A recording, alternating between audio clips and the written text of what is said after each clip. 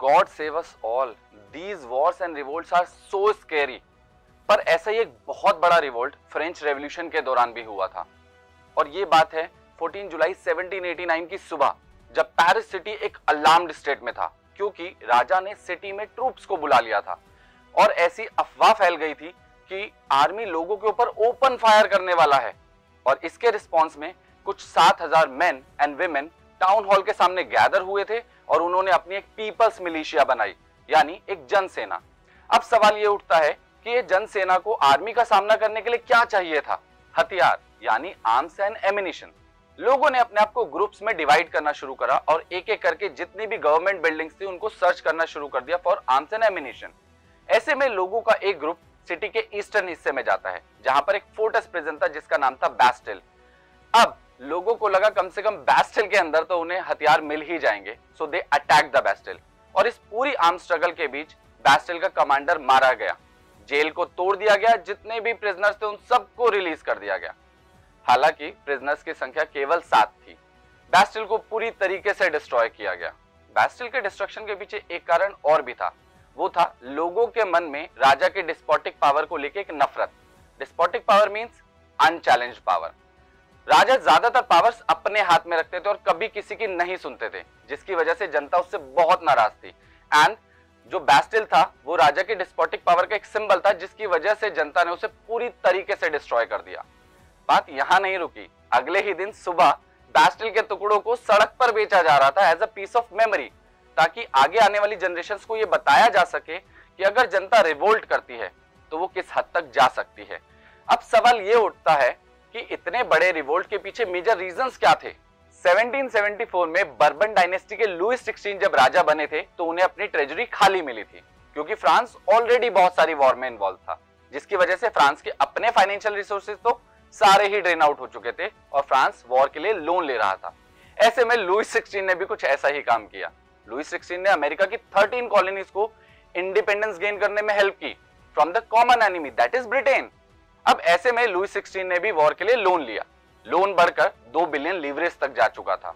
अब ऐसे में जब लोन बढ़ा है तो रेट ऑफ इंटरेस्ट भी बढ़ेगा। रेट ऑफ इंटरेस्ट बढ़कर 10% पहुंच गया था।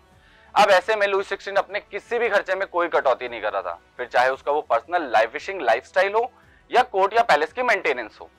ऐसी सिचुएशन से बाहर निकलने के लिए किंग लुइस 16 को क्या करना चाहिए था?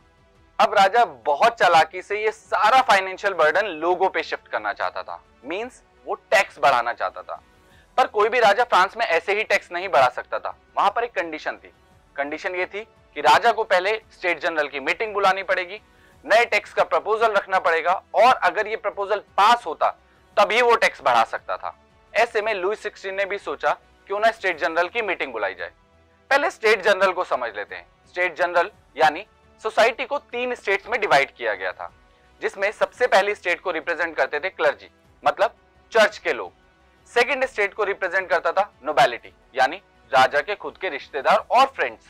थर्ड स्टेट में आते थे कॉमनर्स, यानी आम जनता, जिसको हम फर्दर उनके फाइनेंशियल रिसोर्सेज के अकॉर्डिंग 3 फर्दर कैटेगरीज में डिवाइड कर सकते हैं, जिसमें पहले आते थे big merchants, businessman, traders, court officials और प्रोफेशनल, जो एजुकेटेड थे और साथ ही साथ इनके पास फाइनेंशियल रिसोर्सेज भी काफी अच्छे थे। सेकंड नंबर पे आते थे पीजेंट्स एंड आर्टिशंस, जिनकी इनकम ठीक ठाक थी। थर्ड लेवल पे आते थे small peasants, landless labours, poor या सर्वेंट्स, जिनकी इनकम बहुत ही कम थी। ऐसे में तीनों स्टेट्स को रिप्रेजेंट करने के लिए अलग अलग तरीके के लोग आते हैं। फर्स्ट स्टेट को रिप्रेजेंट करने आते हैं 300 लोग, सेकंड स्टेट को भी रिप्रेजेंट करने आते हैं 300 लोग और थर्ड स्टेट को रिप्रेजेंट करने आते हैं 600 लोग। यहाँ पर एक ट्विस्ट भी था। ट्विस्ट ये था कि पहली दोनों स्टेट्स को तो टैक्स पे करने से एग्जेम्पशन थी, जो कि बाय बर्थ उनके पास एक प्रिविलेज था।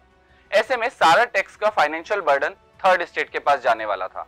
तो थर्ड स्टेट के लोगों ने राजा से डिमांड की कि 1 पर्सन 1 वोट वाली वैल्यू को एक्सेप्ट किया जाए। राजा ने इसको डिनाई कर दिया, जिसकी वजह से लोग बहुत गुस्से में आ गए और वहां से उठकर चले जाते हैं। पर सवाल यह था कि थर्ड स्टेट के लोग इतने एजिटेटेड क्यों थे टैक्स बढ़ने की वजह से?